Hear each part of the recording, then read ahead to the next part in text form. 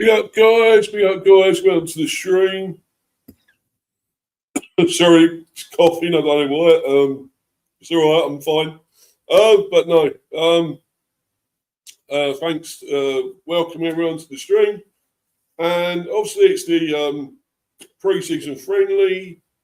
We have played, actually I think we played a rehab, we played 3 behind closed doors.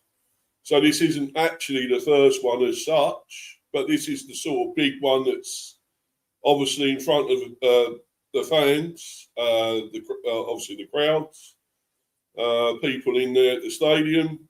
Well, this is obviously in France, this one. But obviously it's obviously the bigger one that obviously we're going to have a few fans going to this. To the stadium in France, the Stade Renne, obviously. And we're going to see possibly a lot of these new players. I mean, a lot of them have played in those friendlies behind closed doors, so there is obviously they have got some minutes behind them and played some. Got to know each other a bit more. Their games and got used to each other. So hopefully they're going to gel, and we're going to see it more in these. I think these sort of, that are in front of actual crowds, and this and the Eintracht Frankfurt, which will be next Saturday. That second one, I think it is at the GZ. So. I thought about getting tickets for it, but I'm not sure. Obviously, I'd like to see how they're doing.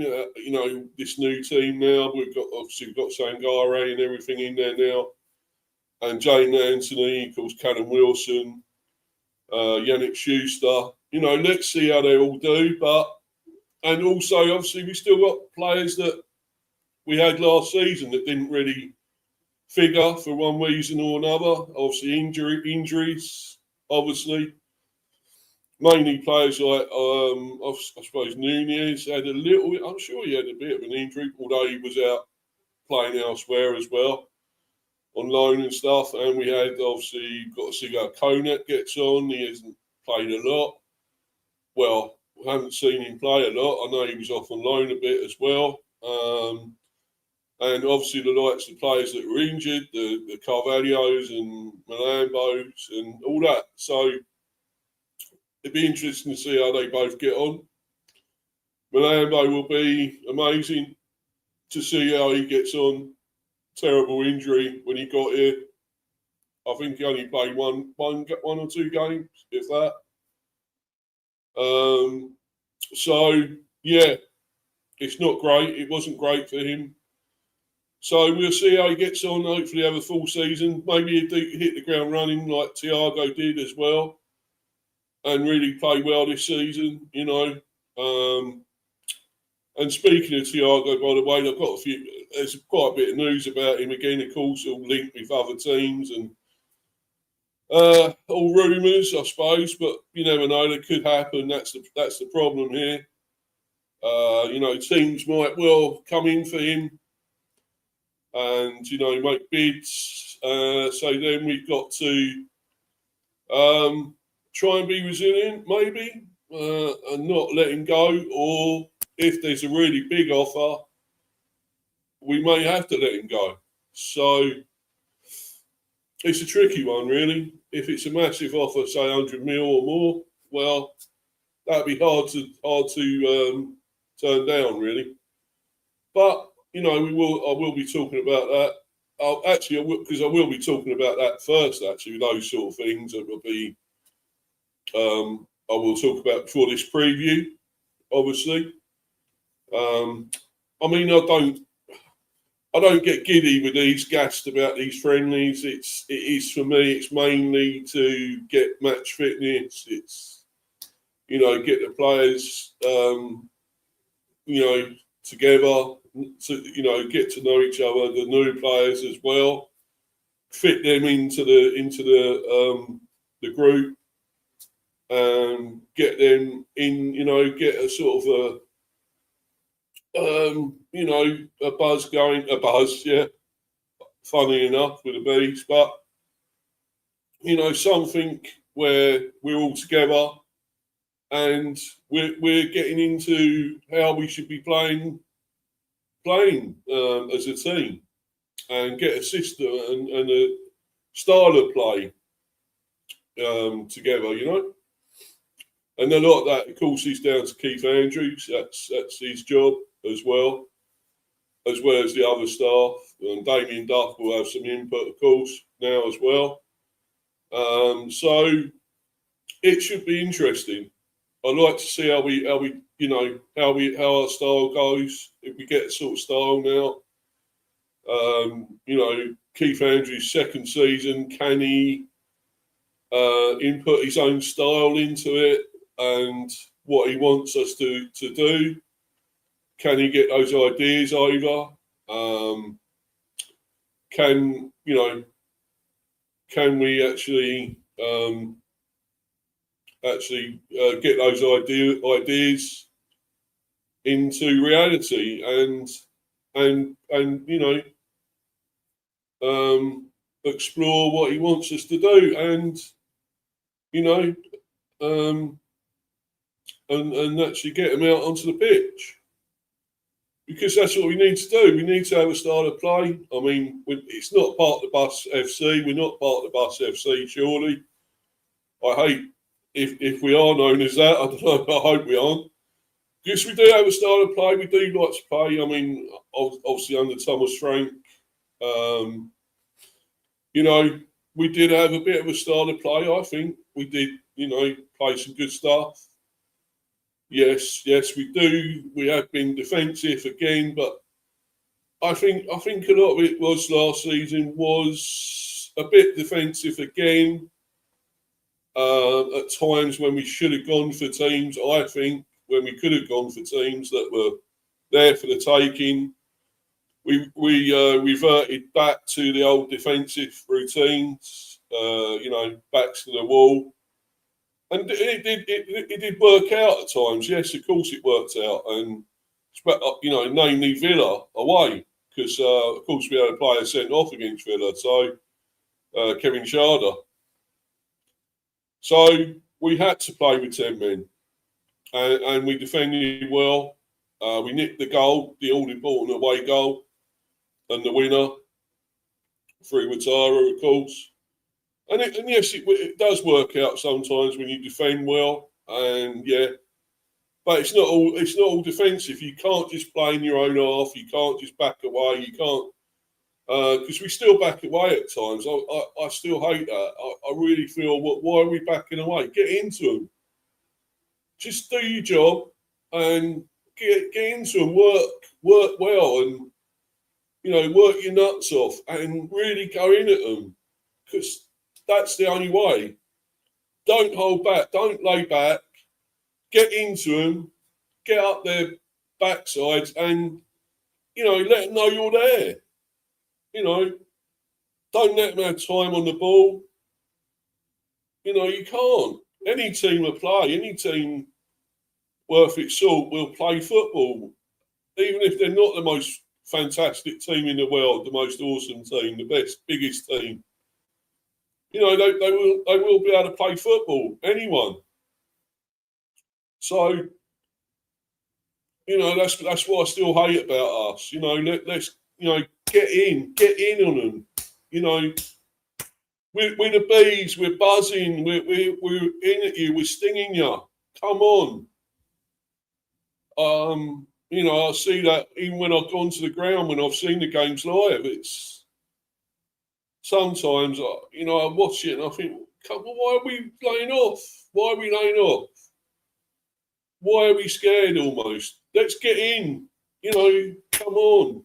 Let's intimidate them. And yes, I know sometimes it's about having the players to do it as well. That, everyone's got to be on the same hymn sheet and, do the same, at the same lyrics and the same lines.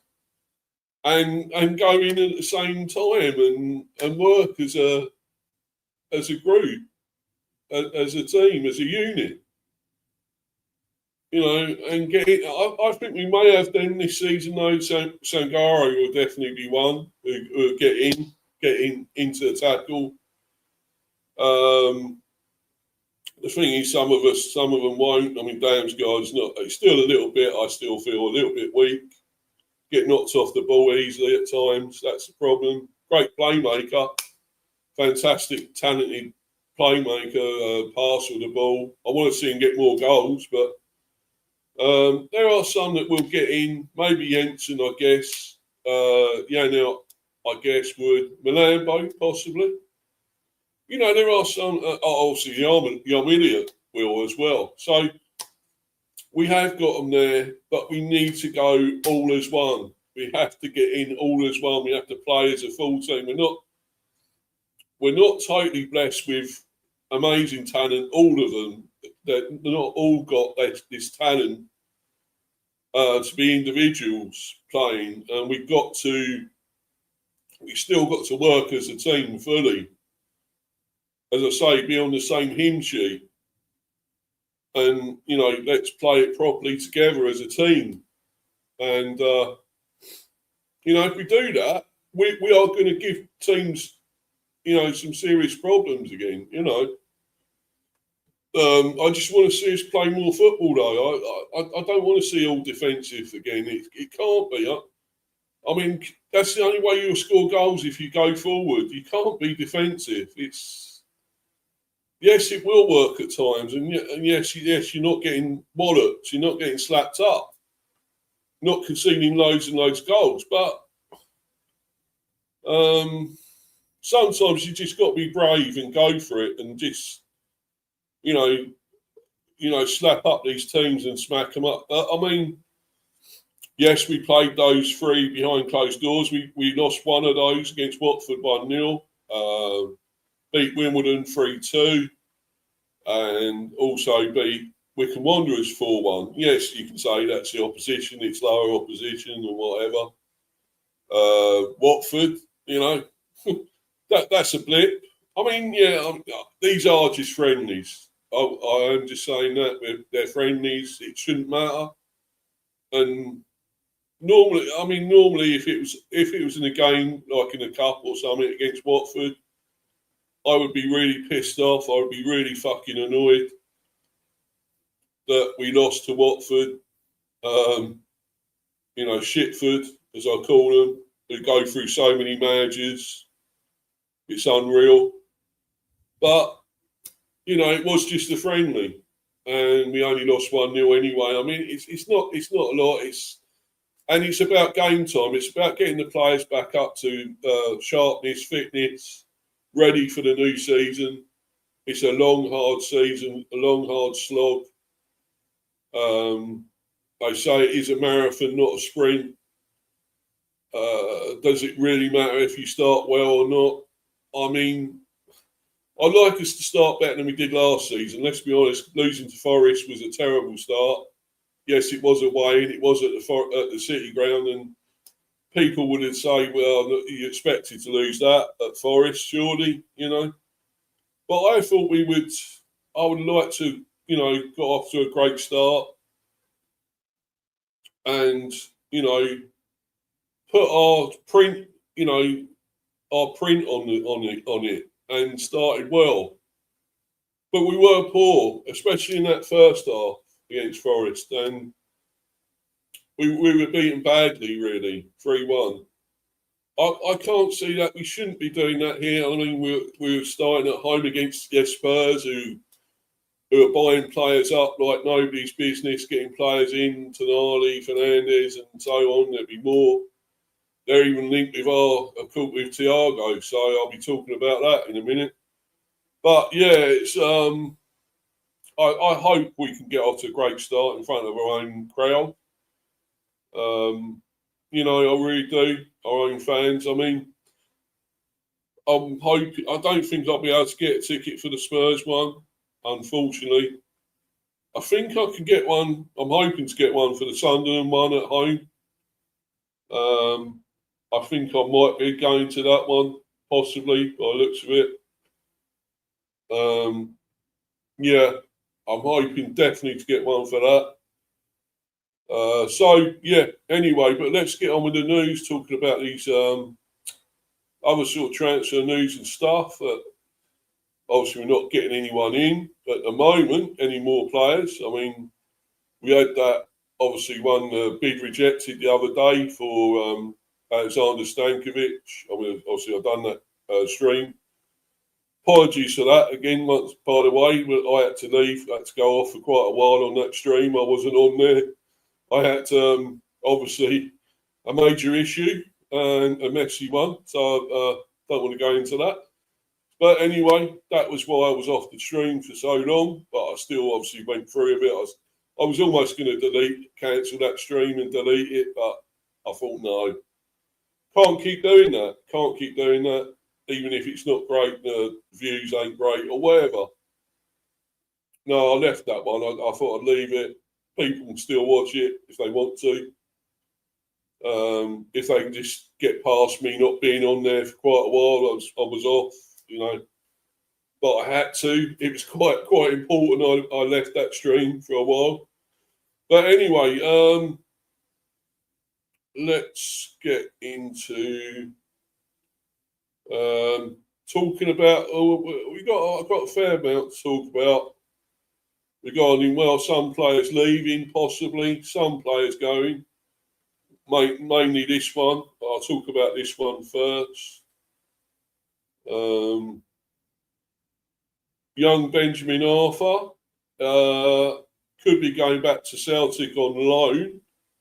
It's not going to be a permanent deal. They wanted to buy him permanently, but we're not going to let him go permanently. I mean, I just don't know why we're not giving him a chance here to show what he can really do. I just don't. Why we keep putting him off to Celtic? He's got a lot of talent, and you know the fact that they want to get him back.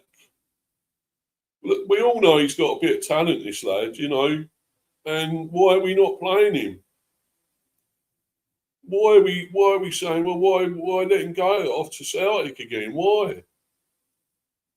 You know, and he's a centre back. We need them at the moment. We still need those. We're not getting as many centre back. We've got obviously Yannick Schuster, but we definitely need another left back. Let's be honest. But I'd take another centre back, one or two of those still, and well,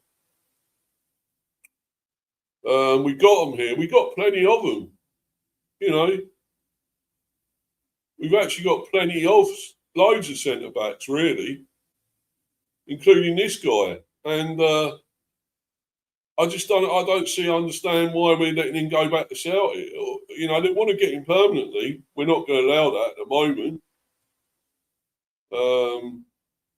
But yeah, I just want to see him do something. You know, what's the point of letting him go back there when he can produce something here? I know it's tougher, maybe in the well, it is in the Premier. In the Scottish League, it's not so bad. I still call that a Farmers League, the Scottish League. Some people will disagree. I know one namely, but I'm obviously not going to mention him on here now. But he wouldn't like me saying it. But anyway, yeah, there are Scottish fans who will disagree with that. So, but anyway, that's how I feel. I feel it's an easier league there. And, you know, he'll have it slightly easier. When you're playing in the Premier, he won't have much time to do anything on the ball. Because, you know, by all accounts, he's supposed to be a playmaking sort of centre-back. He likes to come out with it, likes to play, likes to pass. Sort of silky centre-back. I know I see him a little bit, of course, when he was obviously playing in the Cups as well, the Carabao Cup mainly. May have played a little bit in the FA Cups. But I've seen him play a lot more because he obviously came through our academy as well, the Bees Academy, Youth Academy, and all that. So, you know, he's a talented player, very, very talented. But I want to see him produce it here. I don't want him going elsewhere to do all this. I mean, I really don't understand us why we keep doing this, keep putting these youngsters off on loan. How are we going to know what they can actually do? I mean, let's see him playing these friendlies, if anything. Why is he not? Well, maybe he will play in this. I don't know. But you know, I might as well play them here, and let's see if they can play well, and then maybe they can get into the full team. If they do well enough, why are we not putting them in the full team, in the senior team? So you never know until you play them. We have to have the strength to play them, bravery to play these youngsters, because you won't know otherwise. But anyway, Peter O'Rourke, this was 14 hours ago. Peter O'Rourke reports that Celtic can make a new attempt to sign Benjamin Arthur. Brentford might approve a loan move for the central defender to Celtic on the condition that they sign more defenders before the transfer window closes. If the West London club approves a second consecutive loan to Celtic Park, they are required to include clauses based on appearances to ensure he receives playing time, and that's understandable. I agree with that. He should get a lot of playing time at Celtic. He's got to. You know, he's going to go there. We want to know that he's playing a lot of games and getting up to playing really well, getting up to a very good standard, and they're giving him a chance, because why put him off on loan there if they don't actually play him a lot? I mean, I think they do, though. I think Martin O'Neill did play him a fair bit last season. So I really hope he gets a big chance there if he goes back. And I still want to see him play here. I want to see him play for the Bees. I know, unfortunately, he seems to be happy. He likes the idea of going back. He's ready to go back. That might say that he might want to go. That's the problem now. He obviously seems to really like it, love it at Celtic, and probably Martin O'Neill. Well, what a fantastic man, a manager. We know he don't get on with Keith Andrews, and vice versa, I guess. But he's still a fantastic guy, manager, obviously, and there was a great player as well, of course, as we know. But yeah. So let's continue with this. Additionally, Brentford has the option to recall Benjamin Arthur in January if he fails to make a sufficient number of starts, and should wait for a minimum of 2 weeks to evaluate all available offers before reaching a decision. Yeah, so so it's going to depend. I mean, it's good that we can get him back in January if we need to. That'd be important. If we've got a few injuries, that's going to help. And he's got obviously the playing time, the clauses and everything. It looks like we're dealing with this well. We're thinking about this one. We're really thinking about what we have to do with this, and we're going to get it right. And we want the best for this young man, obviously. So I hope we do well by him and do this well. We know he needs to be happy. I'd like him to be here, though, and happy and play well here. I mean, come on, why is he not here? Why does he have to be off on loan? But there, if that's what he wants to do, he's happy at Celtic on loan. Well, I think once we do give him a long run here, I think he could do well. But I don't know when it's going to happen. What's in Keith Andrews' mind with this? But Anyway, all the best to him, whatever happens, and we'll always be behind the lad and give him plenty of encouragement and support. So well done to young Benjamin.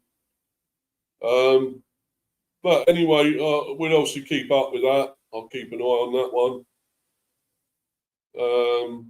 So let's get on to this one though, which is some really good news actually, because there was a lot of worrying going on with this one. I mean, obviously for me and probably quite a few other Bees fans, that Matthias Jensen was linked to Panathinaikos, even though we extended his contract. The 1 year, I think it was the 1 year extension, yes. So we were a little bit worried that he wanted to go to maybe Panathinaikos and do, obviously try and win things with them. But there was talk. He was sort of in talks at times a little bit with them. But obviously that's no longer the case. We decided we're not going to let him go.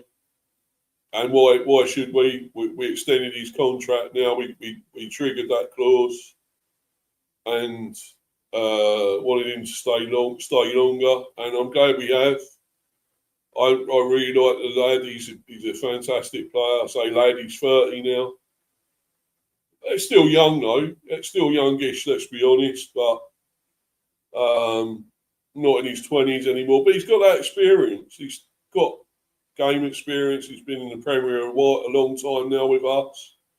I think he had his really best season for us last season with us. So why not carry that on and have another great season with us? I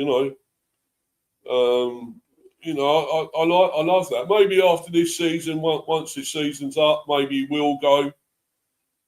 Because we may not give him another extension or anything. Who knows? But we'll see how well he does this season. I mean, I think maybe he will just go after this. But, I think he's brilliant. He's staying now for at least another season. As I say, he was great last season. Why not help us try and win something now this season? If you really want to win something, do it with us. Get us a trophy or get us into Europe or whatever, And I think he's brilliant, Matthias. And, it's great that he's staying. All that talk about Panathinaikos is in the past. It's history now. Maybe he may go there next season. Although I know his wife wasn't happy. His wife didn't want to go there.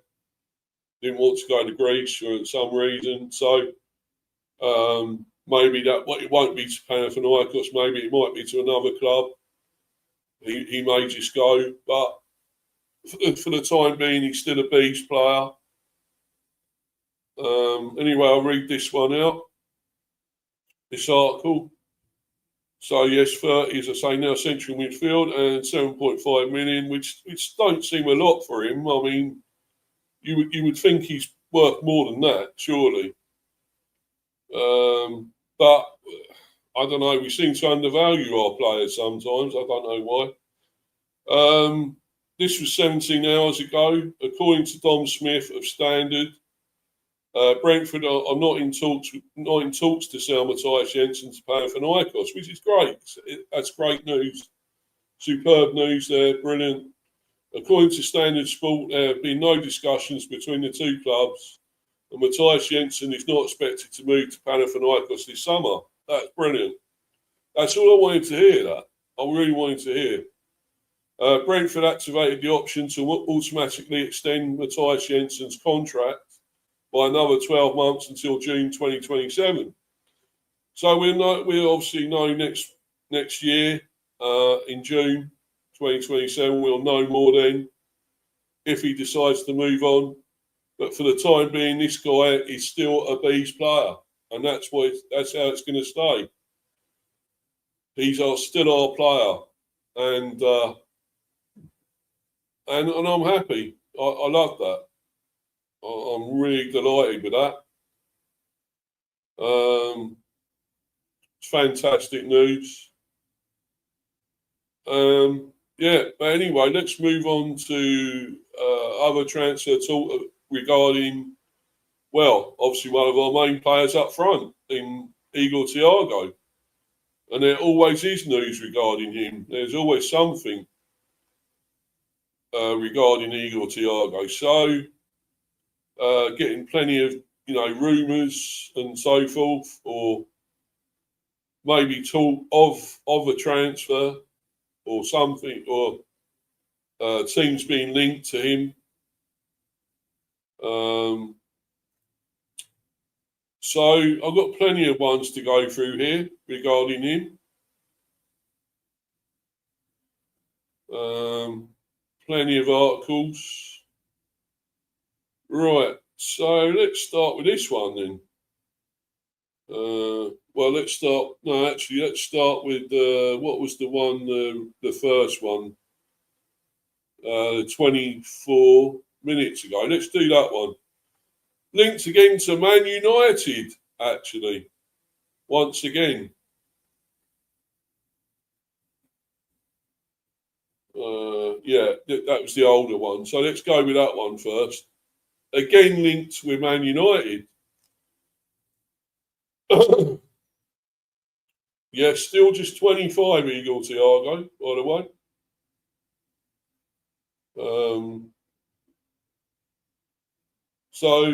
Let's go on here. Let's see if would it be on this? No.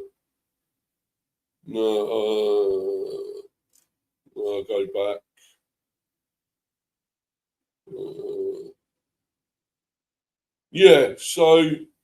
And 80 mil. I would love to get him.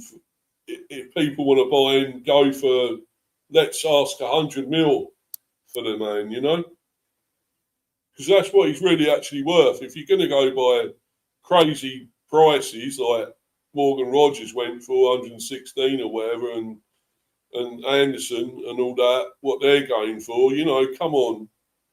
This guy is worth that amount, if more. 25 goals last season. Yeah, okay, might say it's a one-off. He was poor in the World Cup. The end of last season wasn't great from him. He went off the boil. He stopped scoring. But then again, we didn't really do enough to give him the the assists, the actual crosses, the serve it up for him. Basically the support for him. But yes, he did struggle. But I think the weight of getting all those goals didn't help. Having the pressure of seems to be the chief goal scorer for us. Nobody much else with him. Yes, Ouattara got a few. 7 odd goals? Pretty good for his first season. Pretty decent. And then of course Sharda as well. I think was it 8 goals? I think something like that, 7 or 8. And yeah, not many others scored as well, but he seemed to be the main man to be getting all the goals. And I think that weighed too heavy on him. We didn't give him a rest. He played a lot of games. He seemed to play, yes, okay, it was his first season. And he hadn't played the season before. We wanted to give him, yes, I guess, a fair amount of game time.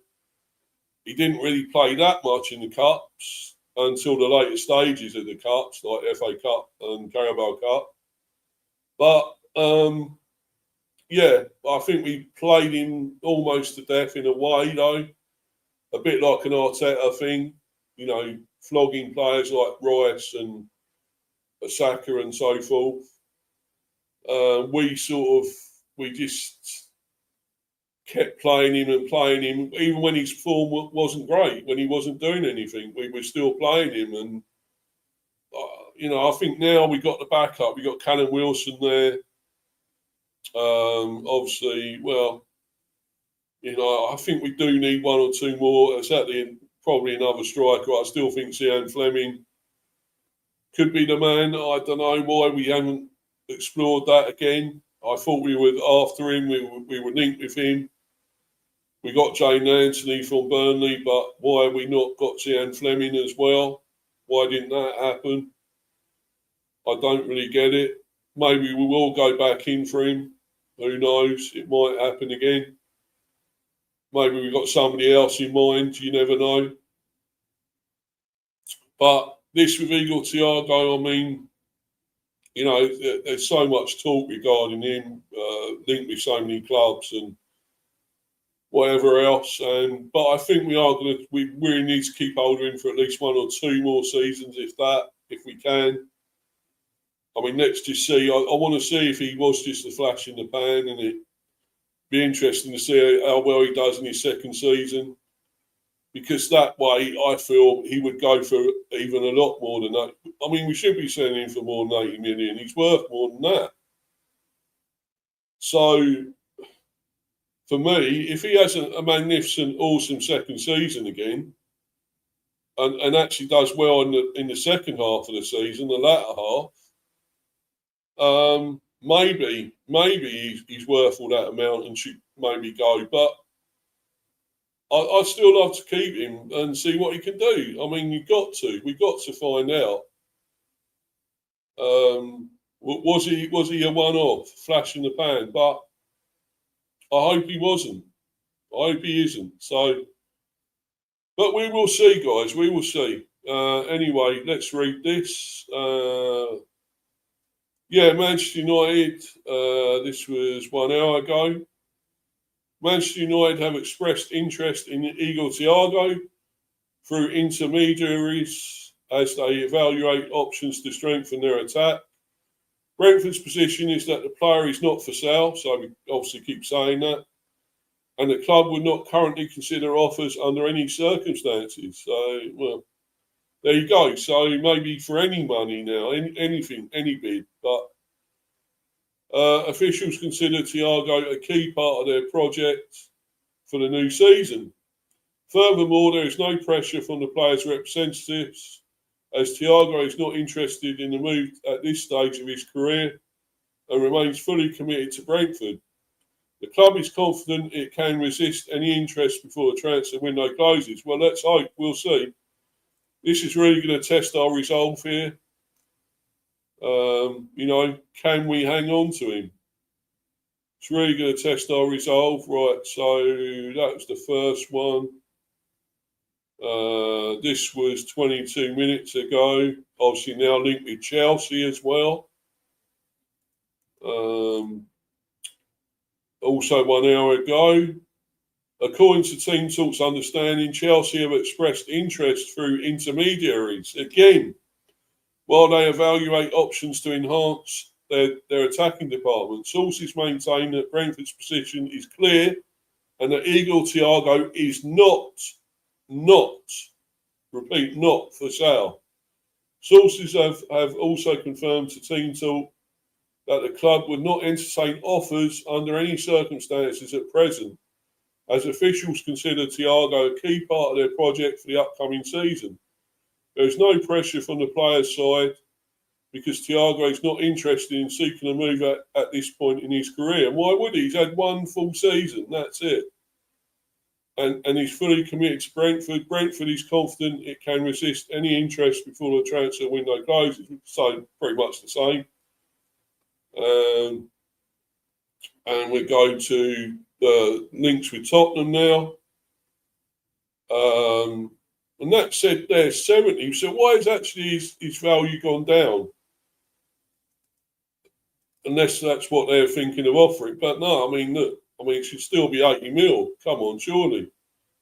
This is also 1 hour ago. It is Team Talk's understanding that Spurs have registered interest in Igor Thiago, for intermediaries. Once again, as they assess options to scratch record anyone.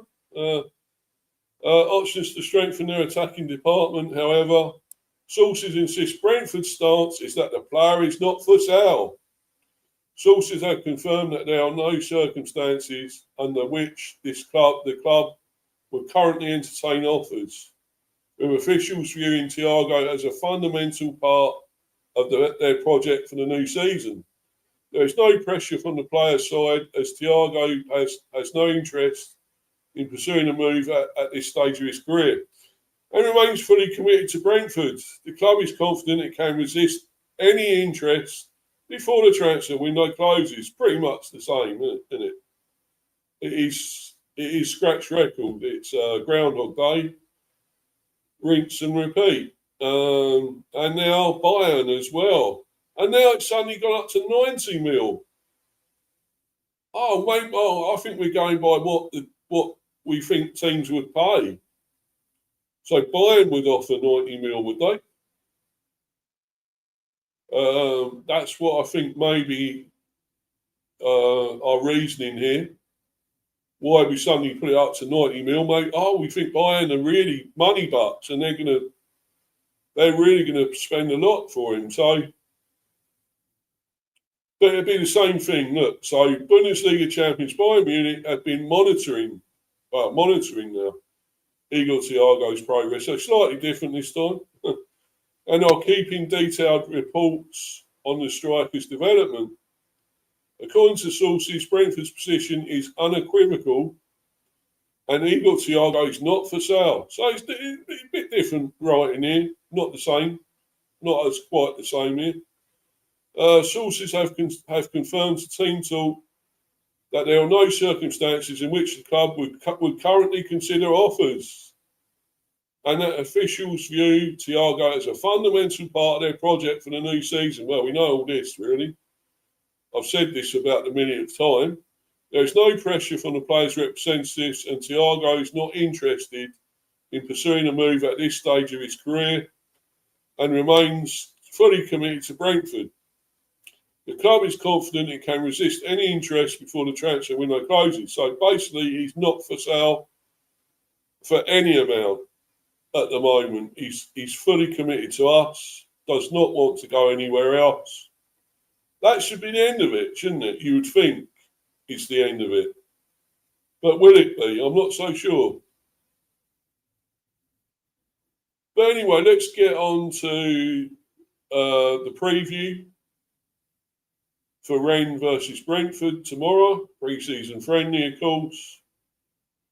I'm going to see maybe if there's any way I can watch this anywhere. If there isn't, I'll try and just do get the highlights and obviously probably do a review of the game. But I will try and see if there's anywhere to watch it, but there probably won't be. Which would be a shame. But obviously I can get the highlights probably. They will do highlights probably on YouTube or something like that. Match preview, Renne versus Brentford, analysis, team news, match officials and more. Here's everything you need to know ahead of Brentford's pre-season fixture against Liga 1 side Renne at Renne Park on Saturday. 4 p.m. kickoff, BST, which is here, of course, British summertime, and 5 p.m. in Central European time, CET. Keith Andrews' side travelled to France for their penultimate fixture before the start of the 26-27 Premier League campaign. Analysis, team news, match officials and more. Here's everything you need to know ahead of the game. Pre-match analysis, as usual, with Stephen Gillet. Playmaker stats, why Renne will provide a stern pre-season test, which is probably what we want then, really.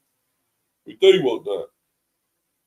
Brentford take on Renne in their penultimate pre-season friendly of the summer, with Frank Heiss's side likely to provide a good barometer for the Bees. Named Habib Bayer's successor in the Renne dugout in February, Heissa has quickly put his stamp on the red and blacks, introducing a measured yet high-energy brand of football that ultimately secured sixth place in Liga 1 and a spot in this season's Europa League. Among the most prolific sides in the French top flight this season, Renne will aim to hone their attacking threat against their English visitors at Renne Park on Saturday. where Brentford will face Liga 1's reigning Golden Boot winner. After working his way through the French lower leagues, Esteban Lipoul enjoyed a fabulous 25-26 campaign, hitting 21 Liga 1 goals to finish well clear of Marseille's Mason Greenwood. Well, we all remember him for other reasons, not just football, of course. Less said about that, the better. But anyway, and Strasbourg's Joaquin Panicelli, 16 apiece at the top of the scoring charts. Quick and elusive, the 26-year-old has a rare knack for finding space in the box. Lipoul outperformed his expected goals by a huge margin, plus 4.85 XG. Here we go, the XG shit again, but there we go. A lot of people follow that, like to know the XG. I'm not that bothered, to be honest. I think it's a load of bollocks, basically. But anyway, last term to underscore the quality of his finishing. With Renne the only side to surpass their XG in the French top tier. Renne have acted decisively in the transfer market to bolster Lipoul's supply line. And the signing of playmaker Adrien Thomasson looks an exciting addition. Signed on a free from Lens this summer, Adrien Thomasson was the only Liga 1 player to reach double figures for assists last season, registering 10, and the experienced 32-year-old will inject guile and creativity into Rennes midfield. Thomasson is set to line up against his former Lens teammate Mamadou Sangare after the latter's club record move to Brentford this month, adding an intriguing subplot given the pair lifted the Coupe de France together a matter of months ago. As well as leading Liga 1 for assists, Thomasson also ranked first for key passes, 81. Sangare, meanwhile, topped the division for possessions won, regaining the ball on 207 occasions during the 25-26 campaign, with Thomasson 193 not far behind him. If the pair lock horns on Saturday, it promises to be competitive. Likely to adopt a 4-3-3 and favour intense one-on-one battles all over the pitch. Rennes look ideal pre-season opponents from a conditioning perspective, and they also boast impressive technical quality. Rennes averaged 53% possession last season with only PSG 218 and Marseille 120, recording more build-up attacks than the club from Brittany 94. A build-up attack is an open play sequence containing at least 10 passes that either ends in a shot or includes at least one touch in the opposition's penalty box. Brentford are likely, therefore, to have opportunities to polish their game both in and out of possession on Saturday. With summer signings, Elisa Mayenda and Charlie Cresswell, who joined recently from Toulouse on loan with an obligation to buy. Rennes have added further physicality and quality at both ends of the pitch, and both may feature against the Bees. England under-21s international Cresswell ranked among Liga 1's top 10 for area. I thought I knew this guy, Charlie Cresswell, under-21. Yeah, I thought he was. Heard of him. Very good player. Ranked among Liga 1's top 10 for aerial duels won, clearances and shots blocked last season, underlining the defensive qualities he should bring to a backline that conceded 33 away goals last term. Only relegated Mets shipping more on their travels. Scout report. Dan Long, Sky Sports, how Rennes found stability after 3 turbulent seasons. Rennes have had followed up 2 successive 4th place finishes in Liga 1 by dropping to 10th in 23-24, their lowest in 5 seasons, prompting a huge huge squad turnover. Among those sold were Desire Doué, of course, we know he went to PSG, and Enzo Lefebvre going to Sunderland, of course, while Kyogo Furuhashi, Leo Ostigard, Glenn Kamara, and Jordan James arrived as part of the rebuild. Expectations had not been met, and there was clear ambition for it not to happen again, but it did. Renne went through three managers in 24-25: Julian Stefan, Jorge Sampaoli, and Habib Baye, and never once won more than 2 league games in succession, leading to a 12th place finish, the lowest in 11 years. The intense recruitment drive had failed to deliver the envisaged European push. The club stuck with Bailly for 25-26, but adopted an altogether more conservative approach to last summer's transfer window. Valentin Rongier, Quentin Merlin, Madi Kamara, Esteban Lepoul, and Brill and Bolo arrived permanently, while Prismilov, try and say this if I can. Prismilov Frankowski joined on loan. Further funds were recouped by the sales of Adrian Truffert to Bournemouth, of course, Truffert. Kyogo to Birmingham. Azor Matisawa to Ipswich. Arnaud Cadimiendo to Nottingham Forest, who we were after at one stage. And Christopher Wu to Spartak Moscow. On paper, what followed during the first 5 months of the season was encouraging, despite only 2 wins from the last 10 Liga 1 games. They only lost 2 of those, and what followed was a run of 6 wins in the next 8. But Bailly was sacked on 9th February after 3 straight league defeats and a last 16 exit from Coupe de France at the hands of Marseille. Sebastian Tamboulet was placed in caretaker charge and oversaw an impressive 3-1 win over PSG 4 days later, before Frank Casey was appointed on a contract running until the summer of 2027. Speaking after the appointment, Rennes sporting director Loic Desire, whatever you say it, said our objective remains the same: to qualify for European competition. We expect a lot from the team.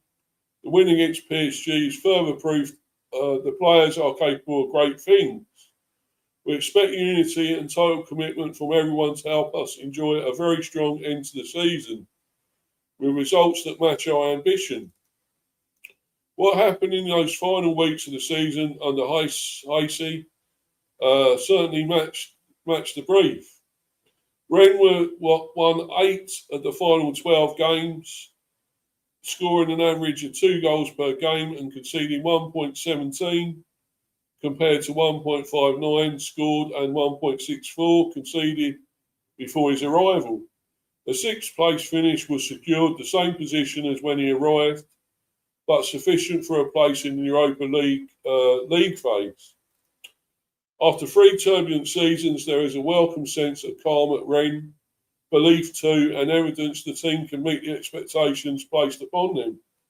The challenge for Heise now is to build upon the excellent work and momentum generated in those last few months to ensure this does not become a false dawn.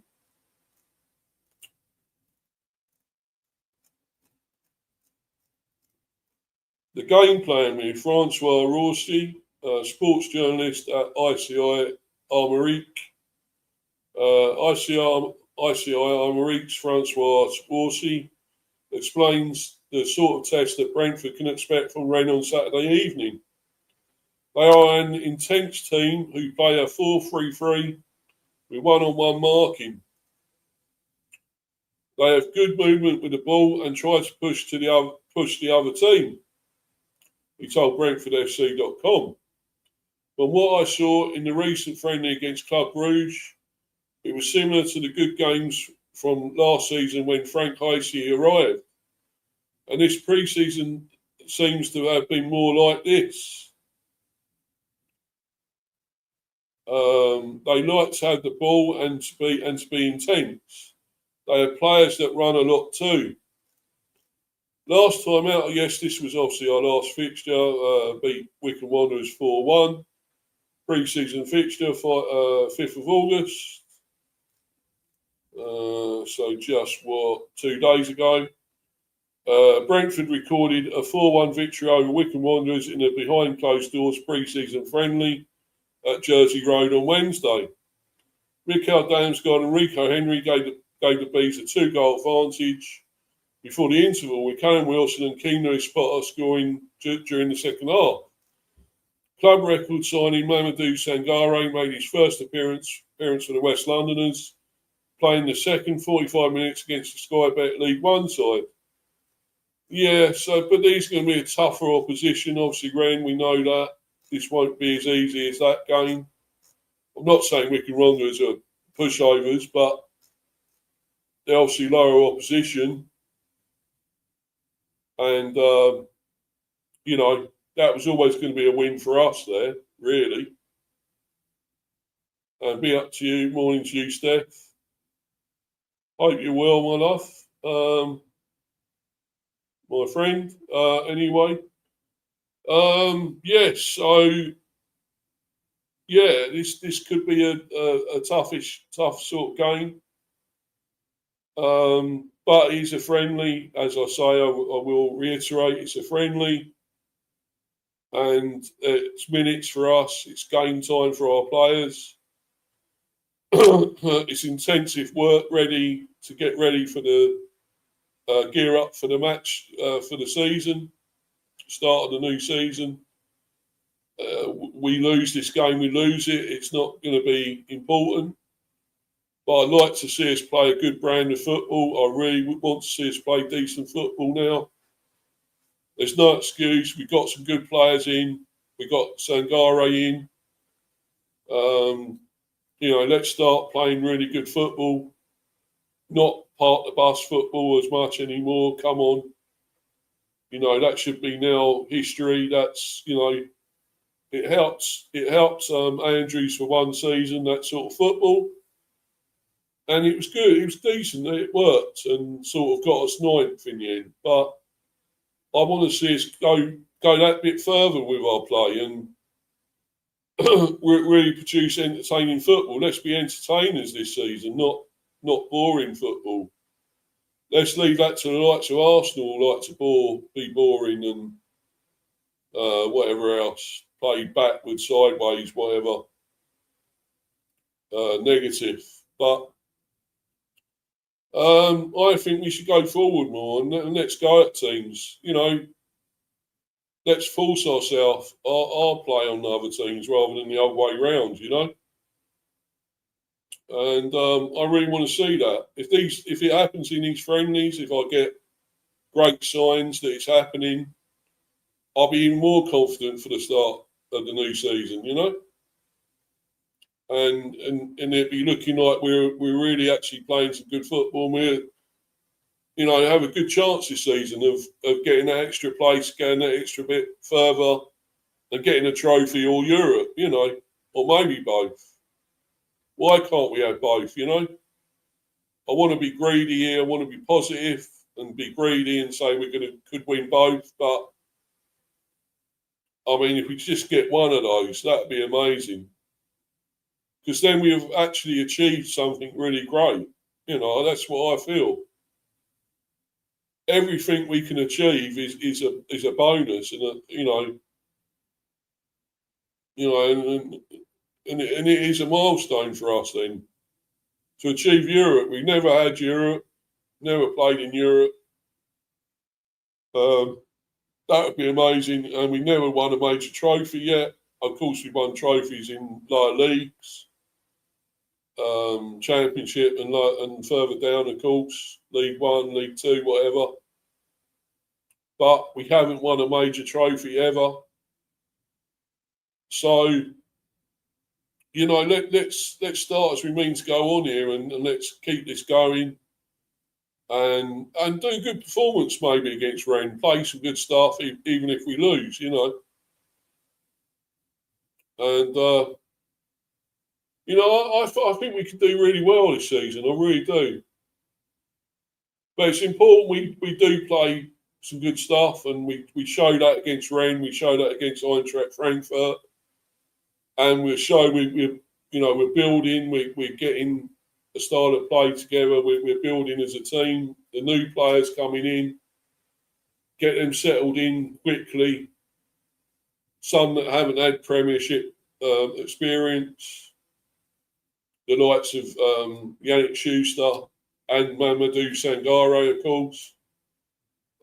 We know players that have, that Anthony and Callum Wilson both had Premier experience.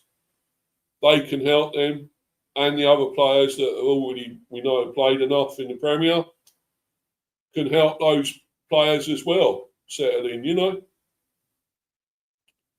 Follow me on Insta, Mr. B for Life 182, and on Discord, Steve the B. Also subscribe to Mr. B, Hive Football Chat. Obviously, this channel. Smash those likes. Keep subbing, guys, if you're new, especially. Much appreciated. I'm still on 241. Please get that going up, guys. Come on. Please keep subbing. It's really important. I need to get that going up. And get me to 250. Then I can do a stream. A milestone one, because I'm still a little way off that. I only need 8 more subs. So that would be great. But then again, I don't do it mainly purely for subs. So I love doing these streams, you know, to promote my team, of course.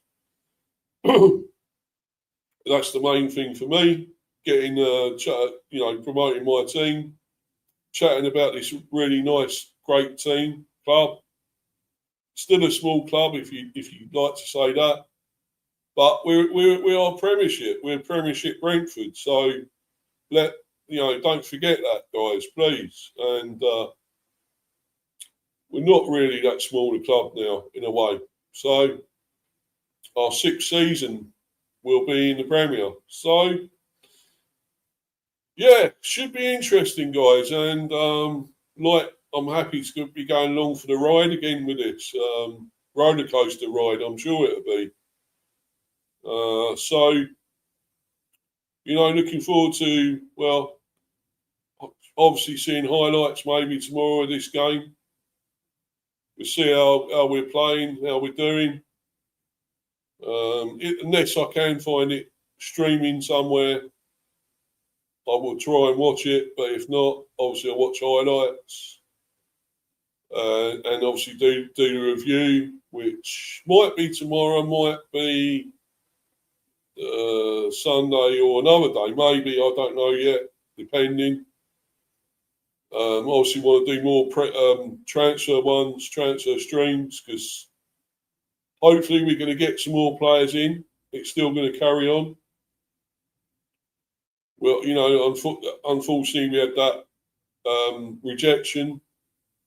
Alexander Stankovic the other day. Inter Milan want to keep him as part of their plans, and so they're not letting him go anywhere. We had a 40 million euros bid rejected, so obviously we have to move on. We have to find someone else. We have to go for another player. Keep going through our list, I guess. We have still got a list of players we want. So we will wait and see on that, guys. I mean, we've got to see who we're going to get in, because it's not stopping. We're not stopping this. You know, the transfer train is still moving. So we're going to see in the next few days, of course, until the window shuts, which will be, of course, September the 1st. So there's at least, is it 4 or 5 more weeks, at least 5 weeks or so until that. So a long way yet, a long way off yet. So we're going to find out. We're going to find out who else we can get in. I'm sure we'll go right to the end of the window and, push for more. I really do want another striker and a left back. That's important for me, I think. It's what we badly need. Let's see if we can do that. All the best for us. I mean, it'll be great this season for us. I'm just hanging on a little bit in case I get somebody in the live, someone else in the live chat. Got Steph there, but just waiting to see. Maybe have a little chat with someone there if they come in. But we'll leave any comments. So just before, looking forward to I really am looking forward to this new season. Ever since we finished the last one, slightly gutted that we didn't get Europe, but then again, we weren't quite up to it anyway. I don't think we would have been able to do well this season with Europe as well. I think we would struggle. We would be down near the bottom maybe this season. So I'm pretty glad we just didn't quite have the squad big enough, and we need this actual backup. But now we're getting that. We're getting the players coming back as well that were injured. Big signings that were injured, Milambo, Carvalho, and so forth. So we're getting all them back as well.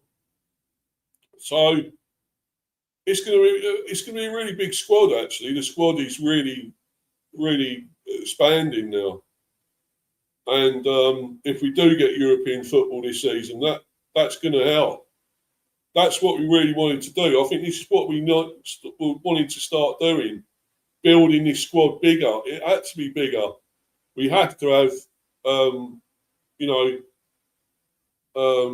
strength in depth of backup for our bigger players, our big players. We needed this players that can come in, good enough replacements, reinforcements, to really come in and hit the ground running and do well. So I think that's what we're starting to do now. We're spending this cash now at last. We're spending all this money, at last that we got here. We got the investment, we got the money, we had from the sales. Players that left last season and so forth. So, the Bramos and the Vissers and so forth, got all that sort of money, So, as well as investors, of course, like Matthew Vaughan and others. So, yeah, it's really, that's why we're splashing the cash at last, and it's about time too, It's about time. You've got to act like a Premiership club, which is what we are. And I think we're actually starting to do that, which is good. It's about time. We're an established team now in the Premier. And let's build on that. Don't go backwards, let's go forwards. Keep going forwards now. Onwards and upwards for the bees, So I'm really. It's going to be exciting. I'm really looking forward to this one this season. I really am. I thought last season was a little bit of a damp squib, because I don't think it was really up to a high standard last season. With the Premiership race in the end wasn't as great. Man City let Arsenal win it, I think. Let them have it, to be honest. I really thought Arsenal were lucky. Yes, they had a great defence and still have. And, the Saliba, Gabriel and Nkapie, Timber, so forth. What a great defence, really. But yeah, they were boring though. I thought so negative, but backwards, sideways, not great football all the time. Yes, they did play some good football at times still, but most of the time it was boring. It was negative. I didn't like their style of play, but they won the Premier, so that's all you can ask is if you win the major trophies, and they won one. So well done to them, because we knew they were pissed off and annoyed that hadn't won it for so many years, since the Invincibles and so forth. But now they have. So well done. They're the reigning Premiership champions. So people should try and knock them off their throne now. Let's do that. Like us, we could do. If we can do that, we could beat them. That'd be amazing. We got them, of course, in December and I think January. We got to play them. So not far apart, those games, I suppose. But yes, should be interesting. Well, I hope it's going to be more competitive this season. City will be wanting to come back. I know under new manager Maresca. Let's hope they provide a challenge to Arsenal and some of the others as well, like Chelsea and so forth. Want to come back and do well. Even I guess Man United want to, of course.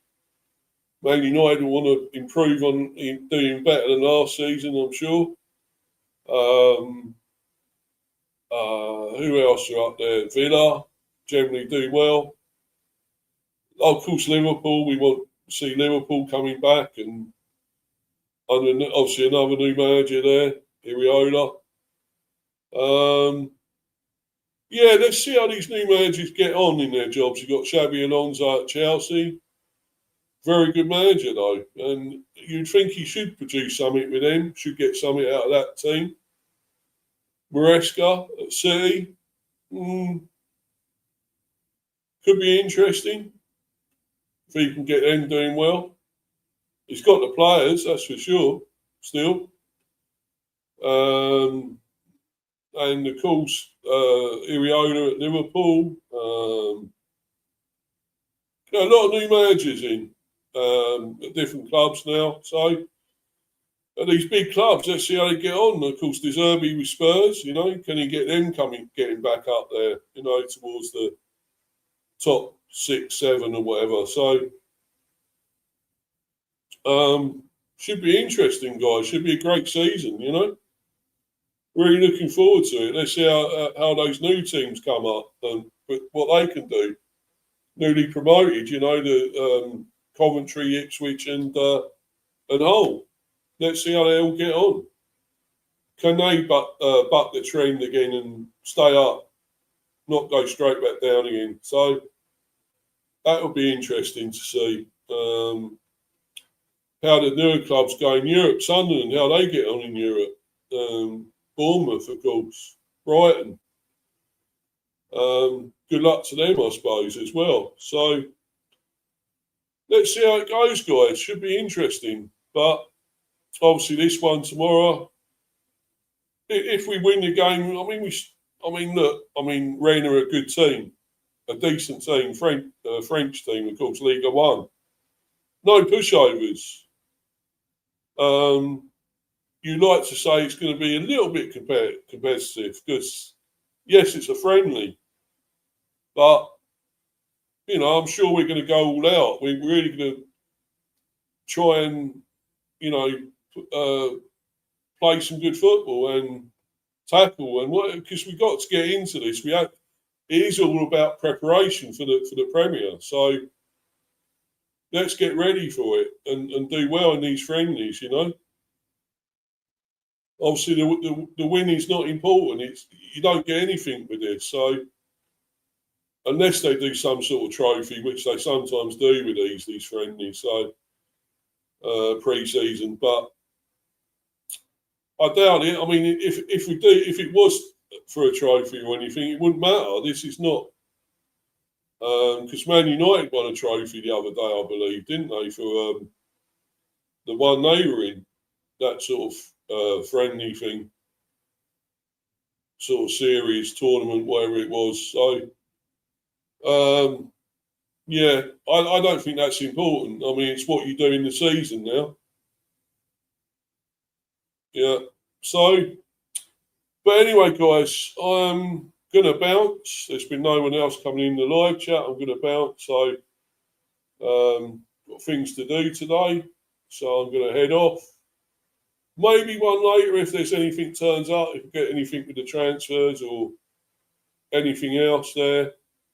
I'll do another one later if there is anything. But if not, it'll probably be possibly tomorrow, maybe one, I don't know, or if not, maybe Sunday. Obviously, review for this as well, whatever happens there.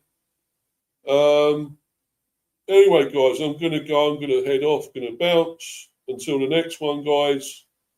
Everyone take care. Have a great day. And I'm out of here. Cheers, guys.